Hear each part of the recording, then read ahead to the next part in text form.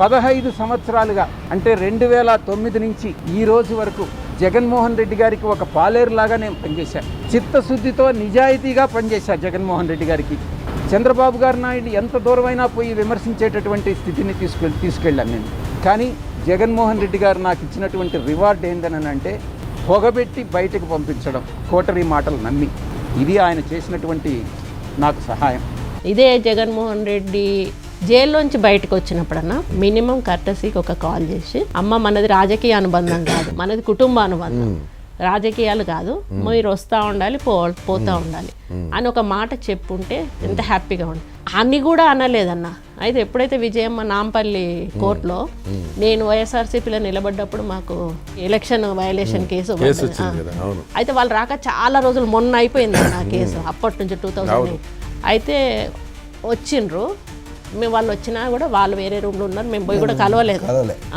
లోపలికి పోయినాక బాగున్నారా అమ్మ అన్నది, ఆమె కూడా బాగున్నారా అక్క అని అన్నది, అన్న బాగున్నారా అన్న. నేను అక్క పక్కన కూర్చొని ఒక్కటి మాత్రం అన్నా, అక్క నేను చాలా బాధపడ్డా, అన్న జైల్లోంచి వచ్చి ఒక్క ఫోన్ చేసి అమ్మ ఎలా ఉన్నారు, జరిగింది ఏదో జరిగిపోయింది, మనం అందరం కలిసి ఉందామని ఒక మాట ఉంటే చాలా హ్యాపీగా ఫీల్ అయ్యేదాన్ని అన్న. అక్క అన్న కోసం అంతా చేస్తే కనీసం ఆయన ఇట్లా రియాక్ట్. మా ఇంటి పక్క వైవి సుబ్బారెడ్డి ఇంటికి వస్తాడు, అది 3 ఇల్లే అన్నది. సరే ఇట్లా చూసుకుంటూ పోయిండు నన్ను జస్ట్ ఆపి ఎలా ఉన్నారు ఏం మాట్లాడాలి నా మనసులో ఉన్నది నేను చెప్పాలనుకున్నాను, వాళ్ళకి తెలియాలనుకున్నా, చెప్పేశారు. నేను జగన్మోహన్ రెడ్డి గారి కోసం 19 మంది బై ఎలక్షన్లు వస్తే బై ఎలక్షన్ల కోసం తిరిగాను. నేను అమ్మ ఎంతో మందిని గెలిపించుకున్నాం. సమైక్య ఆంధ్ర కోసం తిరగమంటే తిరిగాను. ఎక్కడ ఏ అవసరం వస్తే అవసరానికి తిరిగాను. తెలంగాణలో ఓదార్పు యాత్ర కోసం తిరిగాను. 3200 కిలోమీటర్లు పాదయాత్ర చేశాను. 2 ఎలక్షన్లలో క్యాంపెయిన్ చేశాను. మరి నేను జగన్మోహన్ రెడ్డి గారి కోసం ఇన్ని చేశాను కదా, మరి జగన్మోహన్ రెడ్డి గారు నా కోసం ఏం చేశారు? ఒకటైనా చేశారా?